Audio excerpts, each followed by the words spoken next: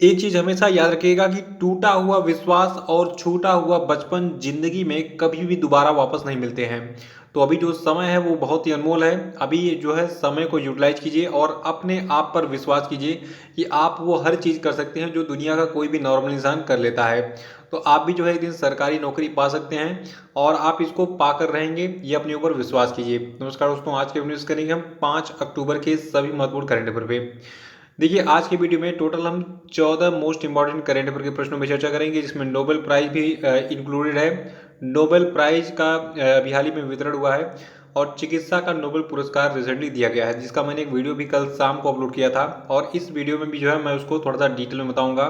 तो शुरू से लास्ट से वीडियो में रहिए और इस वीडियो को पूरा देखने के बाद आप इसकी पीडीएफ फाइल है उसको भी डाउनलोड कर सकते हैं। और जो लोग नए वो चैनल को सब्सक्राइब करके बेल आइकन जरूर प्रेस कर देंगे और वीडियो को लाइक और शेयर भी कर दीजिएगा। तो चलिए शुरू करते हैं। पहला प्रश्न है कि विश्व पशु दिवस जो है ये कब मनाया जाता है। तो देखिए, विश्व पशु दिवस यानी कि वर्ल्ड एनिमल डे को हम 4 अक्टूबर को मनाते हैं। और देखिए, साल 1931 में फ्लोरेंस इटली में आयोजित अंतर्राष्ट्रीय पशु संरक्षण सम्मेलन ने अंतर्राष्ट्रीय पशु दिवस के रूप में 4 अक्टूबर को मनाने के लिए एक प्रस्ताव पारित किया था और अनुमोदित किया था। तो याद रखिएगा, 4 अक्टूबर को हर साल विश्व पशु दिवस यानी कि वर्ल्ड एनिमल डे मनाया जाता है। और दूसरा प्रश्न आज का है कि भारत में प्रतिवर्ष राष्ट्रीय वन्य जीव सप्ताह यानी कि नेशनल वाइल्ड लाइफ वीक कब से कब तक मनाया जाता है। तो देखिए, जो राष्ट्रीय वन्य जीव सप्ताह है इसको हम 2 से 8 अक्टूबर के बीच में मनाते हैं। ये प्रश्न पिछली परीक्षाओं में बहुत पूछा गया है, इसको नोट कर लीजिएगा कि भारत में प्रतिवर्ष राष्ट्रीय वन्यजीव सप्ताह मनाया जाता है 2 से 8 अक्टूबर के बीच में। और देखिए, 2021 में हम 67वां वन्यजीव सप्ताह मना रहे हैं। और इस साल की थीम क्या है, देखिए 2021 के लिए जो आपका राष्ट्रीय वन्यजीव सप्ताह है तो इसकी थीम रखी गई है वन और आजीविका, लोगों और ग्रह को बनाए रखना, यानी कि forest and livelihoods sustaining people and planet. अगला प्रश्न है कि विश्व अंतरिक्ष सप्ताह यानी कि वर्ल्ड स्पेस वीक हर साल कब से कब तक मनाया जाता है। तो देखिए, विश्व अंतरिक्ष सप्ताह को यानी कि वर्ल्ड स्पेस वीक को हम 4 से 10 अक्टूबर तक मनाते हैं। और आज देखिए कल 4 अक्टूबर था तो कल से ये मनाया जाना शुरू हुआ, 10 अक्टूबर तक मनाया जाएगा विश्व अंतरिक्ष सप्ताह। देखिए, 2021 के लिए विश्व अंतरिक्ष सप्ताह की थीम रखी गई है अंतरिक्ष में महिलाएं यानी कि वुमन इन स्पेस। और देखिए, जो विश्व अंतरिक्ष सप्ताह है इसको संयुक्त राष्ट्र महासभा के द्वारा 6 दिसंबर 1999 को घोषित किया गया था। और अगला प्रश्न है कि संयुक्त राष्ट्र के द्वारा कब विश्व पर्यावास दिवस यानी कि वर्ल्ड हैबिटेट डे मनाया जाता है। तो देखिए, विश्व पर्यावास दिवस यानी कि वर्ल्ड हैबिटेट डे को हम अक्टूबर महीने के पहले सोमवार को मनाते हैं। तो देखिए, कल सोमवार था, कल 4 तारीख भी था, तो कल हमने जो है विश्व पर्यावरण दिवस मनाया। और देखिए, हमारे कस्बों और शहरों की स्थिति पर प्रकाश डालने के लिए और सभी के लिए पर्याप्त आश्रय के मूल अधिकार पर प्रकाश डालने के लिए पूरी दुनिया में हर साल विश्व पर्यावरण दिवस यानी कि वर्ल्ड हैबिटेट डे मनाया जाता है। और 2021 के लिए वर्ल्ड हैबिटेट डे यानी कि विश्व पर्यावरण दिवस की थीम है कार्बन मुक्त दुनिया के लिए शहरी कार्रवाई में तेजी लाना, यानी कि accelerating urban action for a carbon free world. अगला है कि उत्तर प्रदेश सरकार ने हाल ही में किस अभिनेत्री को एक जिला एक उत्पाद का ब्रांड एम्बेसडर बनाया। तो देखिए, अभी हाल ही में कंगना रनौत को बनाया गया है एक जिला एक उत्पाद का ब्रांड एम्बेसडर। देखिए, जो एक जिला एक उत्पाद योजना है तो इसको उत्तर प्रदेश सरकार के द्वारा उत्तर प्रदेश के स्वदेशी और विशिष्ट उत्पादों को वैश्विक पहचान दिलाने के लिए शुरू किया गया है। तो याद रखिएगा, कंगना रनौत जो कि एक इंडियन एक्ट्रेस है, इनको अभी हाल ही में उत्तर प्रदेश के मुख्यमंत्री योगी आदित्यनाथ ने जो है एक जिला एक उत्पाद का ब्रांड एम्बेसडर बनाया है। अगर आप कोई भी परीक्षा देने जा रहे हैं, जैसे कि यूपीएसआई वगैरह का एग्जाम लगा हुआ है, टीचर भर्ती का और यूपीपीएससी का एग्जाम लगा हुआ है, तो उसमें अगर पेपर देने जा रहे हैं तो आपको मैं पहले से गारंटी दे रहा हूँ 500% की ये प्रश्न आपको पेपर में छपा मिलेगा। याद रखिएगा, कंगना रनौत को बनाया गया है एक जिला एक उत्पाद का ब्रांड एम्बेसडर। अगला है कि तारक मेहता का उल्टा चश्मा के लिए किस प्रसिद्ध कलाकार का अभी हाल ही में जो है 77 वर्ष की उम्र में निधन हो गया। तो देखिए, तारक मेहता का उल्टा चश्मा बहुत लंबा चल रहा ये सीरियल, मतलब लगभग 20 साल से ज़्यादा हो गए इसको टीवी पर प्रसारित होते हुए, और मेरी उम्र 30 साल है, सोचिए अब जो है कब से ये चल रहा है। देखिए तारक मेहता का उल्टा चश्मा में एक प्रसिद्ध कलाकार थे घनश्याम नायक, जिनको नट्टू काका के नाम से जो है जाना जाता है। तो नट्टू काका का यानी कि घनश्याम नायक का हाल ही में निधन हो गया है। देखिए ये जो है तारक मेहता का उल्टा चश्मा के अलावा कई सारे फिल्मों में भी काम कर चुके हैं। देखिए इन्होंने जो है 1960 में अशोक कुमार की फिल्म मासूम में चाइल्ड एक्टर के तौर पर जो है काम किया था। इसके बाद ये बेटा, तिरंगा, आंखें, लाडला, क्रांतिवीर, आंदोलन, बरसात, माफिया, चाहत, इश्क, चाइना गेट, तेरे नाम और खाकी समेत कई फिल्मों में ये नजर आए थे। तो घनश्याम नायक यानी कि नट्टू काका का निधन हो गया है। ये तारक मेहता का उल्टा चश्मा के प्रसिद्ध कलाकार थे। सातवां की हाल ही में किस राज्य सरकार ने बोतल बंद पानी पर 1 जनवरी 2022 से बैन लगा दिया है? देखिए सिक्किम अब ऐसा राज्य हो गया है जहां पर आपको बोतल में पानी नहीं मिलेगा प्लास्टिक के। तो आप अगर कभी भी सिक्किम में जाइए तो अपना बोतल लेकर जाइए, थर्मस वगैरह, क्योंकि वहां पर बोतल बंद पानी आपको अब नहीं मिलेगा 1 जनवरी 2022 से, यानी कि अगले साल 1 जनवरी से जो है अब सिक्किम में बोतल बंद पानी पर बैन लग गया है। देखिए इससे पहले एक इनिशिएटिव लाया था सिक्किम राज्य सरकार ने। सिक्किम ने जो है बांस के बोतल का प्रयोग किया था जो कि काफ़ी सफल रहा। तो बांस की बोतल में आपको वहाँ पे पानी वगैरह मिल जाएगा। देखिए सिक्किम पर्यावरण को बचाने के लिए तमाम तरह के प्रयास बना रहा है। बांस का बोतल है यार, और अभी बोतल बंद पानी जो था प्लास्टिक की बोतल में मिलता है उसको बैन कर दिया। और देखिए सिक्किम के बारे में अगर एक चीज़ नहीं जानते हैं तो आप कुछ नहीं जानते हैं, आपका पूरा पढ़ाई लिखाई गोबर है। याद रखिएगा। देखिए सिक्किम को 2016 में जो है दुनिया का पहला फुल्ली ऑर्गेनिक स्टेट जो है घोषित किया गया था, ठीक है। यानी कि सिक्किम 2016 में दुनिया का फुल्ली ऑर्गेनिक स्टेट बना था पूरी दुनिया का। देखिए ऑर्गेनिक का मतलब क्या होता है, जैसे खेती होती है, एग्रीकल्चर होता है, तो बहुत सारे जो है मतलब खेत में हम खाद वगैरह डालते हैं, जैसे कि आपका यूरिया हो गया या फिर आपका जो है डीएपी हो गया। बहुत सारे खाद होते हैं, केमिकल फर्टिलाइजर होते हैं जिसको हम यूज़ करते हैं हमारे जो फसल होते हैं उनको जो है उनका प्रोडक्टिविटी बढ़ाने के लिए। लेकिन सिक्किम में ऐसा नहीं होता है। सिक्किम में जो है खेतों में ऑर्गेनिक खाद डाले जाते हैं। ऑर्गेनिक खाद मतलब क्या हो गया, गाय और भैंस के जो गोबर होते हैं उनको सड़ा के खाद बनाई जाती है, या फिर बहुत सारे मतलब वर्मी कल्चर के माध्यम से, मतलब ऑर्गेनिक तरीके से नेचुरल वे में जो है मतलब केमिकल फर्टिलाइजर का बिल्कुल भी यूज़ नहीं किया जाता है इस ऑर्गेनिक खेती में। तो ये होता है ऑर्गेनिक खेती। एक आउटलाइन था, इसको याद रखिएगा, और गूगल पे सर्च करके ऑर्गेनिक खेती क्या होती है उसको पढ़ सकते हैं आप। तो अभी याद रखिएगा कि गूगल जो है ये दुनिया सॉरी सिक्किम जो है ये दुनिया का पहला ऑर्गेनिक स्टेट है। इसको 2016 में घोषित किया गया था दुनिया का पहला ऑर्गेनिक स्टेट। और सिक्किम के बारे में बात करें तो इसकी राजधानी गंगटोक है। सिक्किम के राज्यपाल हैं गंगा प्रसाद। सिक्किम जो है इसकी पॉपुलेशन है 6.19 लाख। और सिक्किम के मुख्यमंत्री का नाम है प्रेम सिंह तामांग। और सिक्किम की लोकेशन भी मैं आपको दिखा दूं। देखिए ये भारत का नक्शा दिख रहा है, नॉर्थ ईस्ट में जाएंगे तो आपको जो है सिक्किम राज्य दिखेगा कहाँ पे, यहाँ पे देखिए थोड़ा सा छोटा सा एक जो है मतलब पार्ट दिख रहा है, थोड़ा सा मैं जूम कर देता हूँ। देखिए सिक्किम जो है इसकी अंतर्राष्ट्रीय सीमा देखिए नेपाल के साथ भी लग रही है, भूटान के साथ भी लग रही है, चाइना के साथ भी लग रही है। प्रश्न एग्जाम में क्या पूछा गया सिक्किम के बारे में कि निम्नलिखित में से किस राज्य की सीमा 3 देशों के साथ लगती है? तो सिक्किम की सीमा जो है ये 3 देशों नेपाल, चाइना और भूटान के साथ लगती है, ठीक है। और ये असम के साथ अपनी सीमाएं शेयर करता है। इसकी राष्ट्रीय सीमा असम के साथ लगती है। आठवां की भारत और किस देश ने 4 अक्टूबर 2021 को उस देश के पूर्वी जिले अम्पारा में कॉम्बैट ट्रेनिंग स्कूल में बिहारी में मित्र शक्ति नाम का एक सैन्य अभ्यास शुरू किया? देखिए सबसे पहले तो आपके दिमाग में यही स्ट्राइक करना चाहिए कि मित्र शक्ति भारत और श्रीलंका के बीच का एक सैन्य अभ्यास है। और देखिए 2021 का जो मित्र शक्ति का संस्करण है ये श्रीलंका में, श्रीलंका के पूर्वी अम्पारा में कॉम्बैट ट्रेनिंग स्कूल में 4 अक्टूबर 2021 को शुरू हो गया है। और इस अभ्यास की क्या खास बातें हैं मित्र शक्ति की? देखिए मित्र शक्ति अभ्यास का जो आयोजन है ये हर साल किया जाता है, और इसका ये 8वां संस्करण जो इस साल 2021 में आयोजित हो रहा है। लेकिन एक खास बात और है जो एग्जाम में एग्जामिनर जरूर पूछेगा। देखिए इसका जो 7वां संस्करण है ये कब आयोजित किया गया था? बहुत सारे लोग कहेंगे 2020 में। नहीं, देखिए 2020 में कोरोना महामारी ने इतना प्रकोप डाल दिया था कि जो आपका मित्र शक्ति अभ्यास है इसका आयोजन नहीं हो पाया था। तो 2019 में इसका 7वां संस्करण आयोजित हुआ था, और 2020 में जो है इसका 2021 में इसका 8वां संस्करण आयोजित हो रहा है। 2020 में इसका आयोजन नहीं किया गया था मित्र शक्ति अभ्यास का। देखिए इस साल जो मित्र शक्ति अभ्यास आयोजित हो रहा है इसमें भारतीय सेना के 120 जवान शामिल हो रहे हैं। और भारतीय सेना का नेतृत्व इसमें कर रहे हैं कर्नल प्रकाश कुमार जी। और देखिए मित्र शक्ति अभ्यास का मेन टारगेट क्या है ये भी जान लीजिए। बहुत सारे लोग आईएएस का एग्जाम देने की तैयारी कर रहे हैं यूपीएससी का, तो उसमें डिस्क्रिप्टिव पूछ लेता है, ऐसे पॉइंट दे देगा, कहेगा इन चारों में से कौन सा बिंदु सही नहीं है, ठीक है, तो उसमें आपको चुनना पड़ेगा। तो इसलिए मैं पॉइंट वाइज आपको पढ़ाता हूँ ताकि आप यूपीएससी से लगाए कोई भी मतलब चपरासी से लेके अधिकारी कुछ भी बनना चाहते हैं सारे एग्जाम आप क्रैक कर सकते हैं हमारा वीडियो देख के, और बहुत सारे बच्चे करते भी हैं।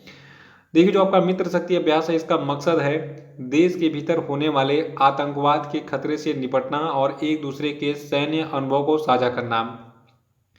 नवा प्रश्न है कि केंद्र सरकार ने हाल ही में अरुणाचल प्रदेश के कितने जिलों को सशस्त्र बल विशेषाधिकार अधिनियम के तहत अगले 6 महीनों के लिए अशांत घोषित किया है। तो देखिए अभी हाल ही में केंद्र सरकार ने अरुणाचल प्रदेश के 3 जिलों को जो है सशस्त्र बलों विशेषाधिकार अधिनियम, जिसको एप्सपा कहते हैं या फिर अंग्रेजी में हम कहते हैं armed forces special power act, तो इसके तहत जो है 6 महीने के लिए अशांत घोषित कर दिया है। देखिए केंद्रीय गृह मंत्रालय की तरफ से इस संबंध में जारी अधिसूचना 1 अक्टूबर 2021 से 31 मार्च 2022 तक प्रभावित रहेगी, यानी कि 1 अक्टूबर 2021 से 31 मार्च 2022 तक अरुणाचल प्रदेश के 3 जिलों में जो है 3 जिलों को अशांत घोषित कर दिया गया है, और यहाँ पर जो है अब एप्सपा लागू रहेगा, यानी कि सशस्त्र बल विशेषाधिकार अधिनियम लागू रहेगा। और ये फैसला सुरक्षा हालात में सुधार के मद्देनजर लिया गया है। देखिए जो armed forces special power act है, यानी कि सशस्त्र बल विशेषाधिकार अधिनियम है, ये क्या चीज़ है इसको मैं आपको 2 लाइन बता देता हूँ। देखिए अगर किसी भी प्लेस में जो है क्या होता है आंतरिक अशांति फैल जाती है, नियंत्रण से बाहर हो जाता है, प्रशासन वगैरह उसको कंट्रोल नहीं कर पाती है, तो केंद्र सरकार उसको अशांत क्षेत्र घोषित कर देती है। वहाँ पर जो है armed forces special power act लगा देती है, और वहाँ पर फिर आर्मी के जवान तैनात हो जाते हैं। आर्मी के जवान को ये विशेषाधिकार मिल जाता है कि वो किसी की भी चेकिंग कर सकते हैं, कहीं भी छापा मार सकते हैं, किसी को भी बिना नोटिस दिए उसको हिरासत में लेकर जांच पड़ताल कर सकते हैं, पूछताछ कर सकते हैं। तो ये होता है armed forces special power act, यानी कि सशस्त्र बल विशेषाधिकार अधिनियम। अरुणाचल प्रदेश की बात करें तो इसकी कैपिटल क्या है, ईटानगर है। अरुणाचल प्रदेश के मुख्यमंत्री पेमा खांडू जी हैं, और अरुणाचल प्रदेश जो है इसकी पॉपुलेशन है 12.6 लाख। और 10वां प्रश्न है कि निम्न में से किस राज्य में उत्पादित किए जाने वाला वाडा कोलम चावल को जीआई टैग दिया गया। देखिए वाडा कोलम चावल जो है ये महाराष्ट्र में उत्पादित होता है। देखिए फॉर्चून कंपनी इस वाडा कोलम चावल को बेचती है ब्रांड बना के। तो वाडा कोलम चावल बहुत ही टेस्टी, बहुत ही मस्त होता है, आप खा के देखिएगा, मैंने तो खाया हुआ है। देखिए जो आपका महाराष्ट्र का वाडा कोलम चावल है इसको सामान्य तौर पर जीनी या फिर झीनी चावल के नाम से भी जाना जाता है, और ये जो है महाराष्ट्र के पालघर के वाडा तहसील में मुख्य तौर पर उगाया जाता है। विदेशों में इसकी बहुत डिमांड है, इसका टेस्ट बहुत ही उम्दा होता है। वैसे देखिए सारे चावल का दाना सफ़ेद होता है, कुछ पीले भी होते हैं, कुछ थोड़ा सा मतलब ब्राउन कलर के भी चावल होते हैं। तो ये चावल जो है ये सफ़ेद रंग का होता है, वाडा कोलम चावल। अगर परीक्षा में पूछा जाए कि किस राज्य के वाडा कोलम चावल को जीआई टैग दिया गया तो आपका आंसर क्या होगा, महाराष्ट्र होगा, ठीक है। और महाराष्ट्र की बात करें तो महाराष्ट्र के राज्यपाल हैं भगत सिंह कोश्यारी। महाराष्ट्र की राजधानी मुंबई है। चीफ मिनिस्टर हैं उद्धव ठाकरे, और महाराष्ट्र की पॉपुलेशन है 11.42 करोड़। अगला है कि भारतीय पुरुष टेबल टेनिस टीम ने 1 अक्टूबर 2021 को एशियाई टेबल टेनिस चैंपियनशिप में कौन सा पदक जीता। तो देखिए भारतीय टेबल टेनिस टीम जो है इसने 1 अक्टूबर 2021 को एशियाई टेबल टेनिस चैंपियनशिप में कांस्य पदक यानी कि ब्रॉन्ज मेडल जीता था। देखिए थोड़ा सा हम एशियाई टेबल टेनिस चैंपियनशिप के बारे में बहुत डिटेल में जानेंगे, क्योंकि डिटेल में क्या जानेंगे मतलब 4 पॉइंट आपको बताऊंगा मैं, और ये चारों एग्जाम के लिए इंपॉर्टेंट है। पहला तो आपको यह रखना है कि जो भारतीय पुरुष टेबल टेनिस टीम था, ठीक है, तो इसने जो है जो सेमीफाइनल मैच था इसमें दक्षिण कोरिया से ये 0-3 से हार गई थी, और हारने के बाद जो कतर के दोहा में जो एशियाई टेबल टेनिस चैंपियनशिप है तो इसमें जो है भारत को कांस्य पदक से संतोष करना पड़ा। और इस कांस्य पदक जीतने वाली टेबल टेनिस टीम में 5 लोग शामिल थे, 5 खिलाड़ी। इनमें पहला नाम है जी सातियन का, दूसरे हैं शरद कमल, तीसरे हैं हरमीत देसाई, चौथे हैं सानिल शेट्टी, और 5वें हैं मानव ठक्कर। तो इन 5 ने जो है मतलब मिलकर ये कांस्य पदक भारत को दिलाया। तो याद रखिएगा भारतीय पुरुष टेबल टेनिस टीम ने 1 अक्टूबर 2021 को कतर के दोहा में आयोजित जो एशियाई टेबल टेनिस चैंपियनशिप था इसमें भारत को इन्होंने कांस्य पदक दिलाया। और आपको बता दूं कतर के दोहा में भारत की 2 युगल जोड़ियों को सेमीफाइनल में हार का सामना करना पड़ा। इसके बावजूद उन्होंने कांस्य पदक अपने नाम किया। पहले कौन थे? देखिए पहला जो युगल मुकाबला था, तो इस युगल मुकाबले में भारत के हरमीत देसाई और मानव ठक्कर की जोड़ी को दुनिया की 26वीं रैंक वाली वोजिन जैंग और जोहुंग लिम की दक्षिण कोरियाई जोड़ी से 2-3 से हार का सामना करना पड़ा, इसलिए इनको भी कांस्य पदक से ही संतोष करना पड़ा। और जो दूसरा सेमीफाइनल था, इसमें ओलंपियन शरद कमल और साथियान की जोड़ी को दुनिया की 14वीं वरीय युकिया उदा और शुनसुके तोगामी की जापानी जोड़ी से जो है 0-3 से शिकस्त मिली और यहाँ भी इनको कांस्य पदक से ही संतोष करना पड़ा। देखिए युगल स्पर्धा में 2 कांस्य पदक और टीम स्पर्धा में 1 कांस्य के साथ भारत के खाते में अब कुल 3 पदक हो गए हैं इस एशियाई टेबल टेनिस चैंपियनशिप में। तो एशियाई टेबल टेनिस चैंपियनशिप के बारे में डिटेल्स याद रखिएगा। इसका आयोजन अभी हाल ही में कहाँ पे किया गया था? कतर के दोहा में। 12वां प्रश्न की फिजियोलॉजी या फिर मेडिसिन में नोबेल पुरस्कार 2021 किसको दिया गया?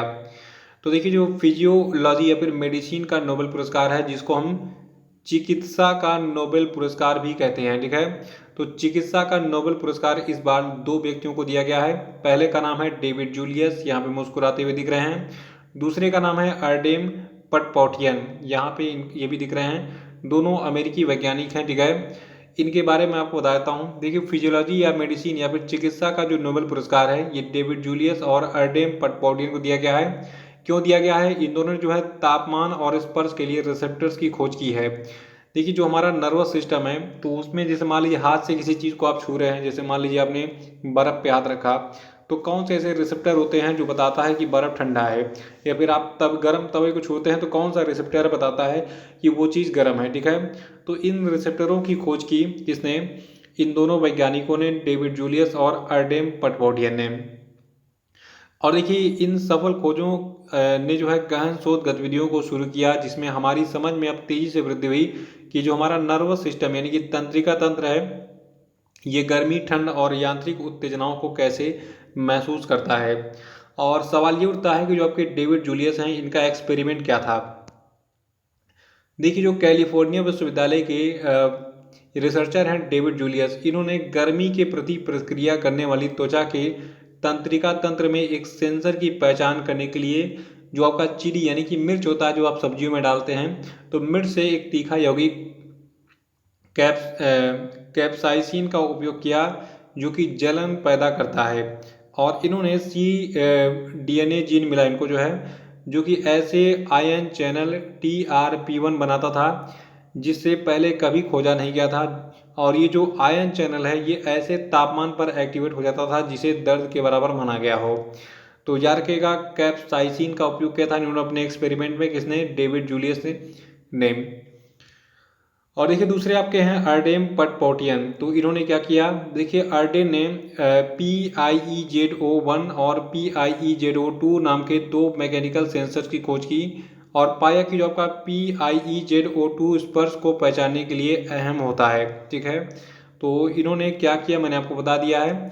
और साथ में आप इसको याद कर रख सकते हैं कि जो आपके डेविड जूलियस और अर्डेम पटपौटियन हैं, इन दोनों को तापमान और स्पर्श के लिए रिसेप्टर्स की खोज के लिए 2021 का फिजियोलॉजी या फिर मेडिसिन या फिर चिकित्सा का नोबेल पुरस्कार दिया गया है, ठीक है। और देखिए दोनों की खोज ने स्पर्श के एहसास और सर्दी गर्मी की समझ को के पीछे के रहस्य को दुनिया के सामने रख दिया है। और ये हमारे महसूस करने किसी चीज़ को पहचानने और उसे इंटरेक्ट करने की क्षमता के लिए बेहद अहम है। और उम्मीद की जा रही है कि इस खोज की मदद से महसूस करने की क्षमता से जुड़े सवालों, खासकर बीमारियों को तोड़ जो है निकाला जाएगा। देखिए बहुत सारी ऐसी बीमारियां होती हैं जिनमें जो है इंसान महसूस नहीं कर पाता है छू के किसी चीज़ को, ठीक है। तो उसका तोड़ निकलेगा इनके इस रिजल्ट से, इसलिए इनको नोबेल पुरस्कार दिया गया है। तो ये था 2021 का चिकित्सा का नोबेल पुरस्कार। देखिए कभी कभी पिछले साल का पूछ लेता है, तो 2020 की भी हम बात कर लेते हैं रिवीजन के तौर पर। देखिए 2020 में जो चिकित्सा का नोबेल पुरस्कार है, ये जो है हार्वे अल्टर और माइकल हॉटगन और चार्ल्स राइट को जो है संयुक्त रूप से दिया गया था। इन तीनों को किस लिए? क्योंकि इन्होंने हेपेटाइटिस सी वायरस की खोज की थी। नोबेल पुरस्कार के बारे में थोड़ा सा मैं संक्षिप्त में आपको बता दूं। देखिए यहाँ पे एक व्यक्ति दिख रहे हैं अल्फ्रेड नोबेल, जिन्होंने डायनामाइट की खोज की थी, ठीक है। और इन्हीं की याद में ये पुरस्कार हर साल दिया जाता है। आपको बता दूं, ये पुरस्कार 1901 से जो है नोबेल फाउंडेशन के द्वारा स्वीडन के वैज्ञानिक अल्फ्रेड नोबेल की याद में दिया जा रहा है। दुनिया का ये सर्वोच्च सम्मान है नोबेल पुरस्कार, और ये हर साल चिकित्सा, भौतिकी, रसायन, साहित्य, शांति के साथ साथ अर्थशास्त्र के क्षेत्र में आम योगदान देने के लिए दिया जाता है। और ये पुरस्कार केवल जीवित लोगों को ही दिया जाता है, मरे हुए व्यक्तियों को कभी भी नोबेल पुरस्कार नहीं मिलता है। देखिए, भारत में एक पुरस्कार है जिसका नाम है भारत रत्न, जो कि भारतीय नागरिकों के लिए यानी कि भारत का सर्वोच्च नागरिक पुरस्कार है। ठीक है, तो भारत रत्न मरणोपरांत भी दिया जा सकता है, लेकिन नोबेल पुरस्कार जो है केवल जीवित व्यक्तियों को ही दिया जा सकता है। और जो मैंने ये भारत रत्न के बारे में बताया कि ये मरे हुए व्यक्तियों यानी कि मृत व्यक्तियों को भी दिया जाता है, मरणोपरांत भी दिया जाता है, इसको याद रखिएगा, ये एग्जाम में पूछा गया था। देखिए, एग्जाम में प्रश्न क्या था कि निम्नलिखित में से किस पुरस्कार को मरणोपरांत नहीं दिया जाता है। ठीक है, तो नोबेल पुरस्कार को मरणोपरांत नहीं दिया जा सकता, ये केवल जीवित लोगों को दिया जाता है। और आपको बता दूं, जो विजेता होते हैं, तो विजेताओं की घोषणा होती है अक्टूबर महीने में नोबेल पुरस्कार के, लेकिन इनको जो पुरस्कार है ये 10 दिसंबर को दिया जाता है अल्फ्रेड नोबेल की पुण्यतिथि पर स्वीडन में एक सम्मान समारोह आयोजित होता है। और आपको बता दूं, जो आपका नोबेल फाउंडेशन है, इसकी स्थापना जो है 29 जून 1900 को हुई थी, और इसका उद्देश्य है नोबेल पुरस्कारों का आर्थिक रूप से संचालन करना। नोबेल फाउंडेशन में 5 लोगों की टीम होती है, जिसका मुखिया स्वीडन की किंग ऑफ काउंसिल के द्वारा तय किया जाता है। और इसमें जो 5 लोगों की टीम में 4 अन्य सदस्य होते हैं, ये जो है पुरस्कार वितरक संस्थान के न्यासी यानी कि ट्रस्टियों के द्वारा तय किए जाते हैं। और देखिए, स्टॉकहोम में पुरस्कार सम्मान समारोह एक आयोजित होता है, जहाँ पर जो है जो स्वीडन के राजा होते हैं, ये सभी विजेताओं को अपने हाथ से पुरस्कृत कर। देखिए, नोबेल पुरस्कार वितरित करने के लिए जो ये समिति बनाई जाती है, तो ये अक्टूबर महीने में सभी विजेताओं के नामों की घोषणा करती है। और इन सभी विजेताओं को जो है 10 दिसंबर को यानी कि अल्फ्रेड नोबेल की पुण्यतिथि को जो है पुरस्कार दिया जाता है स्वीडन के राजा के हाथों स्टॉकहोम में एक सम्मान समारोह में। ठीक है, और 13वां प्रश्न है कि किरण रिजिजू ने भारत के पहले खेल मध्यस्थता केंद्र का अभी हाल ही में कहाँ पर उद्घाटन किया। तो देखिए, अभी हाल ही में भारत के पहले खेल मध्यस्थता केंद्र का उद्घाटन अहमदाबाद में किया गया है। अहमदाबाद गुजरात में स्थित है। और जो किरण रिजिजू हैं, ये कौन है? देखिए, किरण रिजिजू वर्तमान में भारत के केंद्रीय कानून और न्याय मंत्री है, इसको याद रखिएगा। देखिए, जो ये स्पोर्ट आर्बिट्रेशन सेंटर यानी कि जो भारत का पहला खेल मध्यस्थता केंद्र है, इसका काम क्या होगा ये मैं आपको बता देता हूँ। देखिए, जो ये खेल मध्यस्थता केंद्र है, इसको अहमदाबाद स्थित SE Transstadia private limited के द्वारा बढ़ावा दिया जाएगा, और सभी कानूनी समर्थन कानून और न्याय मंत्रालय के द्वारा प्रदान किया जाएगा। और ये क्या करेगा? ये भारतीय खेल मध्यस्थता केंद्र खेल में विवादों को तेजी से ट्रैक करेगा, और उसके लिए एक स्वतंत्र निकाय के रूप में काम करेगा। ठीक है, तो इसको याद रखिएगा, खेल से संबंधित जितने भी विवाद वगैरह होंगे उनका निपटारा कौन करेगा? खेल मध्यस्थता केंद्र।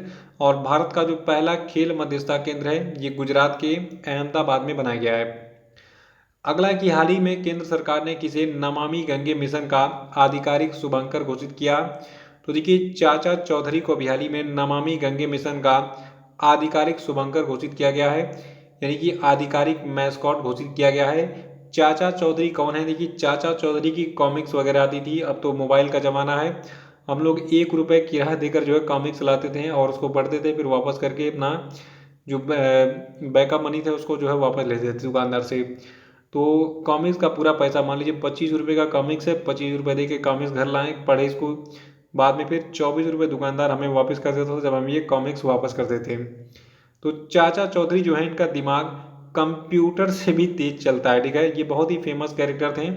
तो चाचा चौधरी को नमामि गंगे मिशन का आधिकारिक शुभंकर बना दिया गया है। और नमामि गंगे कार्यक्रम क्या है, ये कब जो है शुरू किया गया था, ये प्रश्न एग्जाम में पूछा गया है। ठीक है, देखिए, नमामि गंगे कार्यक्रम एक एकीकृत संरक्षण मिशन है। इसको जून 2014 में केंद्र सरकार के द्वारा फ्लैगशिप कार्यक्रम के रूप में अनुमोदित किया गया था, ताकि प्रदूषण के प्रभावी उन्मूलन और राष्ट्रीय नदी गंगा के संरक्षण और कायाकल्प के दोहरे उद्देश्य को पूरा किया जा सके। और ये जल संसाधन मंत्रालय, नदी विकास और गंगा संरक्षण विभाग, जल शक्ति मंत्रालय के तहत संचालित किया जाने वाला एक कार्यक्रम है, जिसका नाम क्या है? नमामि गंगे मिशन। याद रखिएगा, नमामि गंगे मिशन को 2014 में शुरू किया गया था। ठीक है, और इसके जो है आधिकारिक शुभंकर बन गए हैं चाचा चौधरी। तो ये था आपका आज का सभी महत्वपूर्ण करंट अफेयर।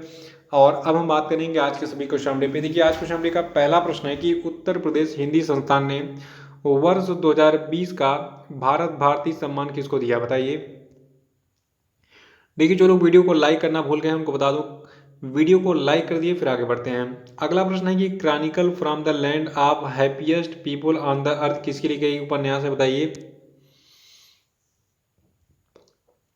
अगला है कि हाल ही में किस देश की जील अल्बेना एसोसिएशन फॉर ह्यूमैनिटेरियन डेवलपमेंट नामक संगठन ने नॉनसेंस शरणार्थी पुरस्कार 2021 जीता है, बताइए।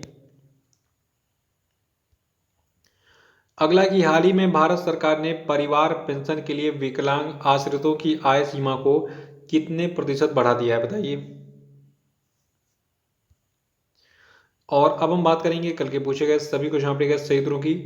पहला प्रश्न था कि गांधी जयंती कब मनाया जाता है, तो ये 2 अक्टूबर को मनाया जाता है। और दूसरा था कि भारत के किस पूर्व प्रधानमंत्री का जन्म 2 अक्टूबर 1904 को हुआ था, तो देखिए इनका नाम है लाल बहादुर शास्त्री। इनका जन्म हुआ था 2 अक्टूबर 1904 को उत्तर प्रदेश के मुगल सराय में। और तीसरा था कि 1 अक्टूबर 2021 को किस केंद्रीय मंत्री ने दुबई एक्सपो 2020 में भारत के पवेलियन का उद्घाटन किया था, तो देखिए इनका नाम है पीयूष गोयल। चौथा था 27 सितंबर से 1 अक्टूबर 2021 के बीच नई दिल्ली में भारत ने किस देश के साथ अपना औद्योगिक सुरक्षा समझौता यानी कि इंडस्ट्रियल सिक्योरिटी एग्रीमेंट शिखर सम्मेलन आयोजित किया था, तो देखिए देश आपका अमेरिका है, ठीक है।